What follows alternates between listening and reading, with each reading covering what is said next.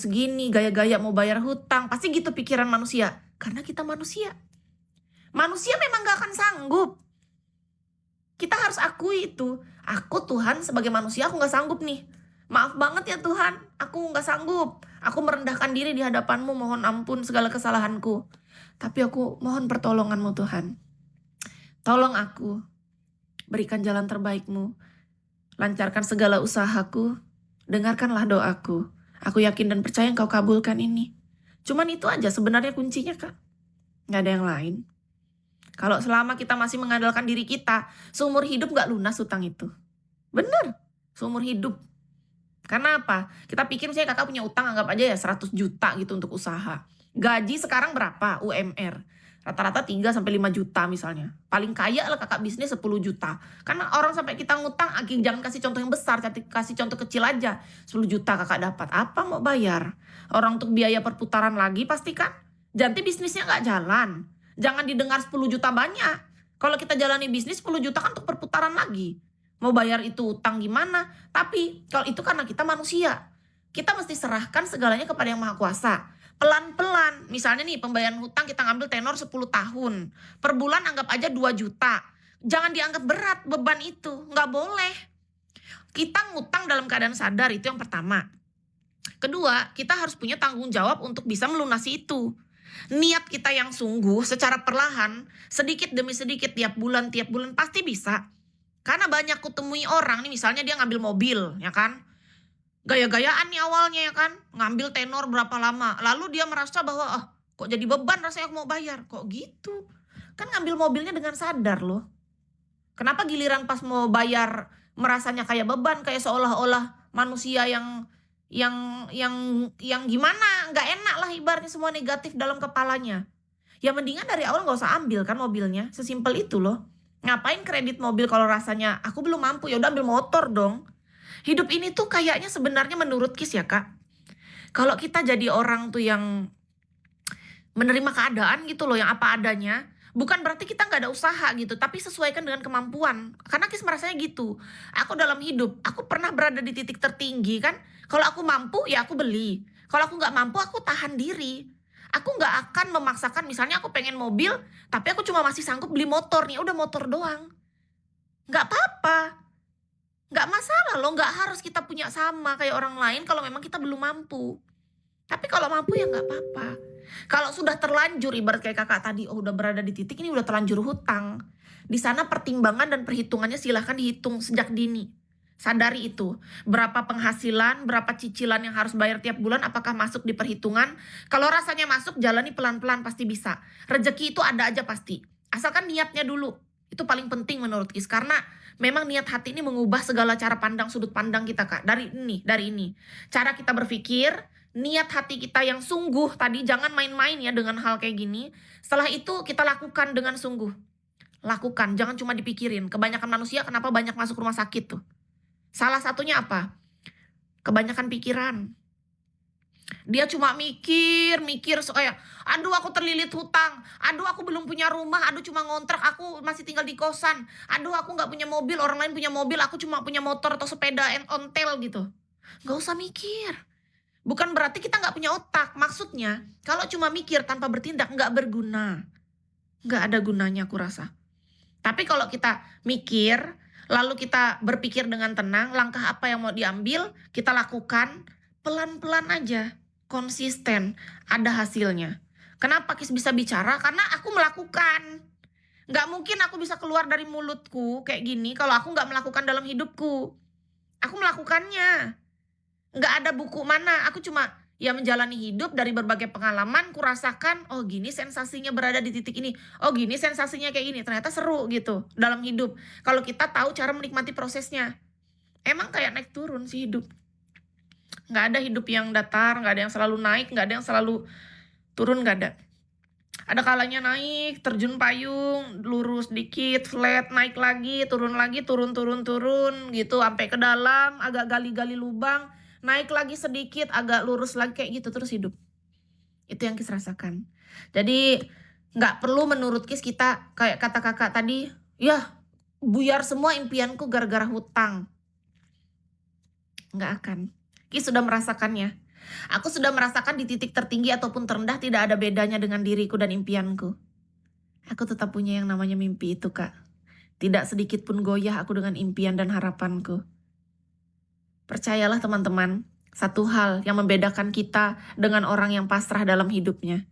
Hari ini kalau kita di titik kita sudah menghancurkan segala mimpi dan harapan kita, itu tanda-tanda bahaya. Seperti kata-kata kakak tadi yang di sini. Benar. Kalau hari ini kita merasa mimpi dan harapan kita punya udah pikiran, udahlah, kayaknya aku nggak bisa mengabulkan mimpi dan harapanku yang itu. Itu tanda-tanda bahaya. Tanda-tanda bahaya. Jangan pernah remehkan diri sendiri. Tidak boleh. Kita diberi kemampuan dan kekuatan untuk mewujudkan mimpi kita. Oleh siapa? Oleh Yang Maha Kuasa. Tapi bukan berarti kita memaksakan kehendak. Itu harus dipegang. Iya Kak Michael, jadi gini. Ketika kita punya harapan atau mimpi, catat itu dalam pikiran dan hati kita action secara perlahan dalam kehidupan sehari-hari, kita latih diri kita merasakan seperti sedang berada di dalam impian kita. Ketika Yang Maha Kuasa mengizinkan itu terjadi, maka terjadilah. Dan itu sudah sangat banyak contohnya, kan kita sudah sering cerita di sini. Apa yang segala kumimpikan satu persatu menjadi kenyataan. Meskipun ada yang tidak sesuai ya. Contoh, dulu aku pernah pengen Honda Jazz, contoh.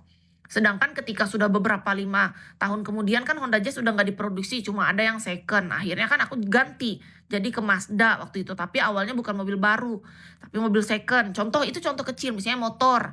Aku dulu pengen punya motor Shogun gitu. Tahu-tahu di masa itu udah model dan warna motor Shogun yang aku suka tuh udah nggak keluar karena selalu mengeluarkan yang terbaru tiap tahun. Akhirnya aku berubah ke Mio yang aku pengen. Tahu-tahu Mio yang aku pengen juga sudah enggak ketika aku punya uang gitu. Ku gantikanlah ke yang Beat. Belilah Beat itu. Terus motor bebek. Aku pengen motor bebek zaman dulu yang gimana. Gara-gara motor bebek yang aku mau sudah enggak keluar seperti yang aku mau, kita akhirnya beralih. Nah itu contoh kecil. Terkadang kita pengennya A dikasih B ataupun Z. Tapi tetap satu hal, kita akhirnya bersyukur. Kita akhirnya menerima. Walaupun tidak sesuai penuh 100% seperti yang kita mau. Tetapi itu tergantikan dengan hal lain yang jauh lebih baik menurut Yang Maha Kuasa. Gitu. Iya, ada batasnya memang. Gini, ada batasnya, tahu nggak apakah maksudnya? Manusia ada batasnya. Tapi jangan pernah membatasi kuasa yang maha tinggi. Kalau manusia ada batasnya, betul banget kakak, 100. Kita adalah manusia yang terbatas. Kita manusia yang sumber dayanya memang semuanya terbatas. Apapun itu, energi, waktu, semua terbatas kan. Uang, apapun yang kita miliki, tenaga, semua kita miliki itu terbatas. Coba kalau kita bukan manusia terbatas, misalnya kakak tuh kuat 24 jam, kakak akan bekerja terus tanpa tidur, tanpa makan. Pasti beda. Tapi karena kita manusia yang terbatas, kita pasti paham gimana caranya mengontrol itu. Kita membagi semua waktu itu. Kapan aku harus istirahat? Kapan aku harus kerja? Kapan aku harus makan? Kita dengarkan kebutuhan tubuh kita. Bukan tanggung jawab orang. Kalau kita sadar kayak kata kakak tadi, sadar kita terbatas malah bagus. Artinya apa? Oh, mampus kan? Nah, tuh kakak tahu. Tuh. Kakak tahu. Kalau bayangkan kalau kita nggak menyadari bahwa oh aku ini adalah manusia superhero, aku penyelamat dunia, aku selayaknya Superman, Batman yang bisa menyelamatkan semua orang di dunia ini karena aku adalah orang hebat dan mampu dalam segala hal. Aku adalah orang hebat, aku orang mampu dan banyak segalanya aku miliki. Aku bisa menjadi penyelamat semuanya. Hahaha. Mau sampai kapan? Cobalah jalani. Mana bisa? Nggak ada manusia yang sehebat sekuat itu dan semampu itu untuk mengangkat orang, derajat orang ibaratnya. Misalnya kita punya impian nih, aku ingin mengangkat derajat semua orang miskin. Aku ingin mengangkat semua derajat orang yang kesusahan. Aku adalah orang hebat yang pasti mampu untuk mengangkat derajat semua keluarga, teman-temanku, segala masa depanku, segala kekasihku, cintaku, pasanganku, pujaan hatiku, anak-anakku. Sudah banyak tingkah kali, seolah-olahnya kita paling hebat. Kalau kayak gitu artinya kita nggak punya kesadaran, nggak punya kerendahan hati di sana untuk mengakui, oh iya, aku terbatas nih. Aku sumber daya yang terbatas. Aku tidak akan mampu kalau aku mengandalkan diriku sendiri. Akhirnya apa? Kita akan berada di titik kesadaran, penerimaan bahwa oke, aku bukan orang yang sempurna. Aku terbatas. Tapi aku akan dimampukan apabila Tuhan berkehendak. Cuman itu jawabannya ternyata. Mau berapa kali pun dalam hidup kita berada di titik terendah, gak akan ada hal lain selain menyerahkan hidup kepada Yang Maha Kuasa. Ki sudah menjalaninya, Kak. Kita di titik terendah gak mungkin cuma satu kali dalam hidup kalau kita sudah dewasa. Ada orang di titik terendahnya 1 kali, 2 kali, 3 kali, bahkan lebih. Beda-beda.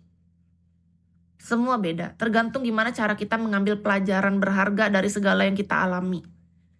Dan ketika Kis mengalami itu, yang kupikirkan hanya, oh, pelajaran yang kita ambil tuh cuma satu.